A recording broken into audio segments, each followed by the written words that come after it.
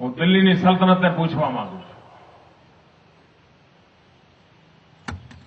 જરા શ્રીમાન ચિદમ્બરમ સાહેબ, મને તમે કહો કે તમારી પાકિસ્તાન સાથે કઈ દોસ્તી છે કે જેના કારણે તમે ગુજરાતની સરહદ પર તારની વાડનું કામ પૂરું નથી કરતા? કઈ દોસ્તી છે અમને કહો. આજે એમણે પ્રશ્ન પૂછ્યો દિલ્હીમાં, કોઈ પત્રકારે પ્રશ્ન પૂછ્યો, એમણે જવાબ આપ્યો કે મોદીને પૂછો, મોદીની પાકિસ્તાન જોડે દોસ્તી છે, એવું કહ્યું. હું ચિદમ્બરમ સાહેબને પૂછું છું કે તમારી કઈ દોસ્તી છે કે જેના કારણે તમે આ ગુજરાતની સરહદ પરની તારની વાડનું પૂરું નથી કરતા? કોના લાભાર્થે? જવાબ આપો. અને આ દિલ્હીવાળા સમજી લો, તમે મારા મોંમાં આંગળું નાખ્યું નથી, મર્યા નથી. મને રસ નથી હોતો, મને વિકાસના રસ છે, પણ જો તમે ખેલ કરવા ગયા તો તમને ખેલ ભારે પડશે, ભારે પડશે. મિત્રો આ દેશના 100 લોકોને ઇન્ટરવ્યુ લો. હું આ પત્રકાર મિત્રોને કહું છું, 100 લોકોને ઇન્ટરવ્યુ લો અને એમને પૂછો કે પાકિસ્તાને મુંબઈ પર જે હુમલો કર્યો, મતલબ હિન્દુસ્તાન પર જે હુમલો કર્યો, શું એ સ્થાનિક એના પહેલા એડવાન્સ કોઈ તૈયારી નહીં થઈ હોય? કોઈ માણસે આવીને રેકી નહીં કરી હોય? રસ્તા નહીં તપાસ્યા હોય? ક્યાં જવું, કેવી રીતે જવું, બધું નહીં કર્યું હોય? એને કોઈ ગાઈડ નહીં કર્યો હોય? કંઈક તો થયું હોય ને ભાઈ, કંઈક તો થયું કે ના થયું હોય? મેં હમણાં નાગપુરમાં કહ્યું કે સાહેબ, સ્થાનિક મદદ વગર મેળ ન પડ્યો હોય. બોલો ભાઈ, આમાં કાંઈ ખોટું છે? તમે 100 લોકોને પૂછો, ગરીબમાં ગરીબ માણસો પણ કહે છે કે યાર કંઈક તો હોવું જોઈએ. હવે હું દિલ્હીની સરકારને કહું છું, મહારાષ્ટ્રની કોંગ્રેસ સરકારને કહું છું કે ભાઈ આ પાકિસ્તાન જોડે તમારે જે બચકા ભરવા ભરો, પણ અહીં જે છે એનું તો હોદી લાવો. નામ નથી દેતા મારા વાલા, નહીં તો એમ કહો કે ભાઈ અમે તપાસ કરી પણ કંઈ મળતું નથી, એમ કહો તો ખરા. મિત્રો, મગનું નામ મરી નથી પાડતા, કારણ વોટ બેંકની રાજનીતિ છે કે અહીંયા હાથ લગાવવા જાય તો એમને વોટ બેંક આડે આવે, એટલા માટે કરતા. મિત્રો, પાકિસ્તાન સાથે લડાઈ કરવાની વાત હોય એના માટે પ્રેસ કોન્ફરન્સ કરવાની હોય ભાઈ? કોઈ મને કહે ના પ્રેસ કોન્ફરન્સ કરવાની હોય? અને આ લોકો તો એવા છે, કોંગ્રેસની સરકારમાં બેઠેલો દિલ્હીનો એક પણ મંત્રી પોતે થઈને કહેવા તૈયાર નથી કે અમે પાકિસ્તાનને બતાવી દઈશું. કેમ?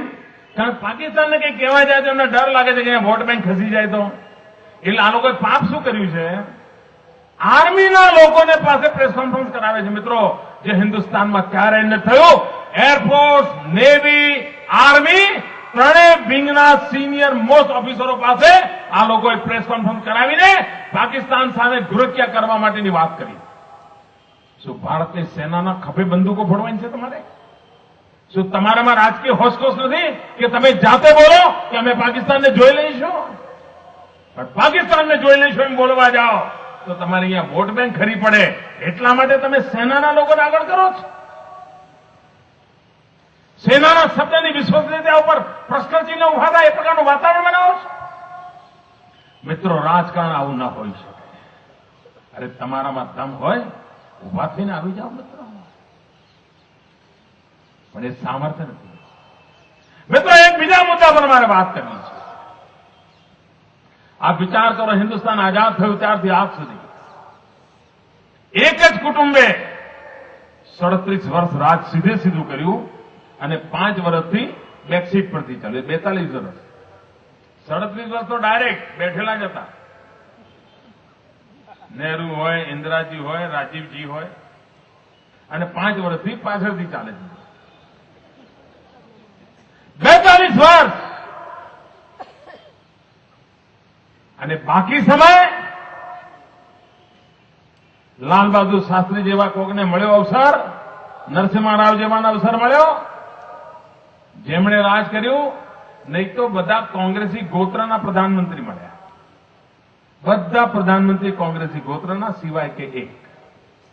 આ દેશે અત્યાર સુધી મોરારજીભાઈ હોય તો ગોત્ર કોંગ્રેસી, ચંદ્રશેખર હોય તો ગોત્ર કોંગ્રેસી, દેવેગૌડા હોય ગોત્ર કોંગ્રેસી, વીપી સિંહ હોય ગોત્ર કોંગ્રેસી, આ બધા કોંગ્રેસી ગોત્રના પ્રધાનમંત્રીઓ માત્ર એકમાત્ર અટલ બિહારી વાજપેયી એવા હતા કે જેમનું ગોત્ર પ્રધાન કોંગ્રેસનું નહોતું મિત્ર. અને એનો અર્થ એ થયો કે અટલજીના 6 વર્ષ સિવાય આખે આખું કોંગ્રેસે જ ચલાવ્યું છે અને એમાં પણ 42 વર્ષ એક કુટુંબે ચલાવ્યું છે.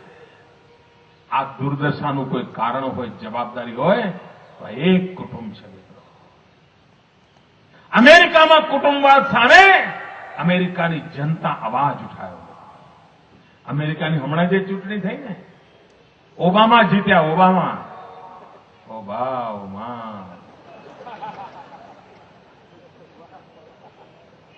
મિત્રો, લોકોને એમ લાગે છે કે આ તો આમ થયું ને તેમ થયું, મૂળ જુદું છે. જે લોકો અમેરિકાની રાજનીતિને જાણતા હશે એમને ખબર છે મિત્રો, અમેરિકા જેમ આપણે ઇન્ડિયા એક પરિવારમાં સપડાણું છે, એમ અમેરિકા ત્યાં 2 પરિવારમાં સપડાણું છે. હમણાં જે બુશ ગયા ને એમના બાપુજી પણ પહેલા રાજ કરતા હતા અને એટલા માટે પહેલા સિનિયર બુશ પ્રેસિડેન્ટ બન્યા, 4 વર્ષ રહ્યા. ફરી ચૂંટણી થઈ, ફરી સિનિયર બુશ જીત્યા, 8 વર્ષ રહ્યા. પછી ક્લિન્ટન આયા, 4 વર્ષ રહ્યા. ફરી ચૂંટણી જીત્યા, બીજા 4 વર્ષ રહ્યા. ફરી જુનિયર બુશ આયા, એ જ કુટુંબના, એ 4 વર્ષ રહ્યા. ફરી ચૂંટણી થઈ, ફરી બુશ આયા, બીજા 4 વર્ષ રહ્યા. Bush Clinton, bush Clinton, bush Clinton. અને આ વખતે ફરી ક્લિન્ટન દેખાવા માંડ્યા. એટલે પબ્લિકનું મગજ ફટક્યું કે આ શું ભાઈ, કાં બુશ કા ક્લિન્ટન, કા બુશ કા ક્લિન્ટન, નીકળો બહાર, બીજે કાંઈક જાઓ. મિત્રો, હિન્દુસ્તાનની જનતા પણ એક કુટુંબથી ત્રાસી ગઈ છે, બહાર નીકળવા માટે છટપટાઈ કરી રહી છે.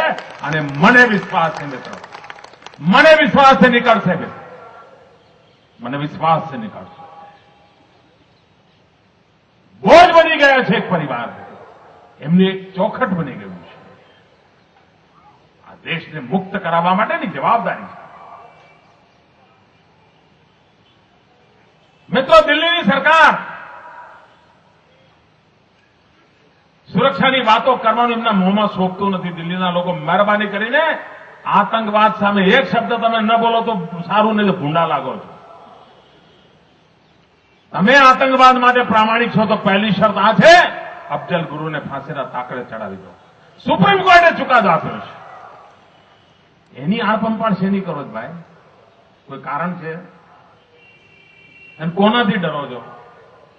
અને લો, તમને ડર લાગતો હોય નામ અમને આપો, લો, એ અમે સંભાળી દઈએ. હિંમત તો બતાવો. નહીં બતાવી શકે. અને બીજી વાત,